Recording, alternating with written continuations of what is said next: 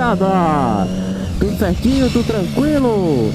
Domingo 12 de julho, segundo Triumph Ride Floripa. Rolezinho hoje partindo aqui da revenda Triumph no Jardim Atlântico.